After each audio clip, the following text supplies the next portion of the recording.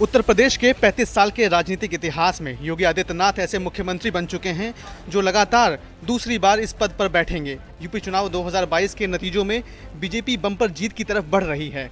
BJP की आंधी में समाजवादी पार्टी, कांग्रेस, बहुजन समाज पार्टी टिक नहीं सके।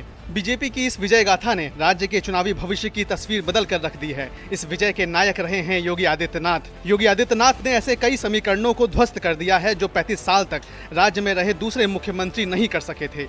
आइए समझते हैं ऐसे मुद्दों को जिन्हें ध्वस्त करके योगी ने प्रदेश में विजय की नई पटकथा लिख डाली।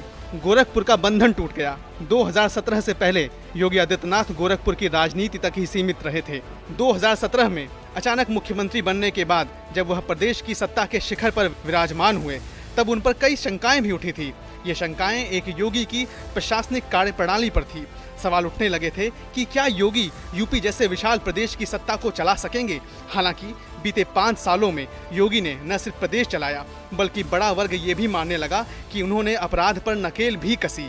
इसी का असर है कि प्रदेश में योगी ने न सिर्फ अपनी धाक जमाई बल्कि फिर से सत्ता में वापसी करने में भी वह कामयाब रहे। ठाकुरवाद के आरोप बेदम हुए। योगी पर विरोधी दलों ने पिछले 5 सालों में ठाकुरवाद को लेकर कई तरह के आरोप लगाए। ट्रांसफर पोस्टिंग के मामले में एक विशेष जाति को कथित तौर पर तरजीह देने की बात की गई। विरोधी दलों ने कई तरह के तर्क भी दिए। हालांकि इस चुनाव में बीजेपी और योगी के चेहरे पर जिस तरह से वोट पड़े वह बता रहे हैं कि आम जनता के बीच इस तरह के आरोप कोई असर नहीं डाल सके। आंदोलन की आंच बेदम। पश्चिमी यूपी से शुरू हुए किसान आंदोलन को लेकर ऐसे कयास लगाए जा रहे थे कि इसका असर उस वक्त की मौजूदा सरकार पर पड़ सकता है। पश्चिमी यूपी की किसान बेल्ट में नतीजों को लेकर खुद बीजेपी भी आशंकित थी। पार्टी ने न सिर्फ किसान बिल वापस लिया बल्कि किसानों को अपने पाले में लाने के लिए कई मुहिम भी चलाई और उनका प्रचार भी किया।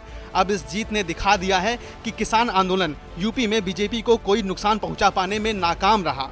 जाट भी जुटे, मुस्लिम भी मिले। बीजेपी को इस चुनाव में जाट और मुस्लिम समुदाय के वोट भी मिले हैं, ऐसी जानकारी मिली है। अखिलेश यादव की समाजवादी पार्टी और जयंत चौधरी की राष्ट्रीय लोकदल के चुनाव पूर्व गठबंधन के बाद से राजनीतिक विश्लेषक मान रहे थे कि बीजेपी को इन दोनों ही समुदायों के वोटों का नुकसान हो सकता है। मुस्लिम वोट की बात न भी की जाए तो जाट वोट पार्टी के साथ रहा है, खासकर 2014 के बाद से।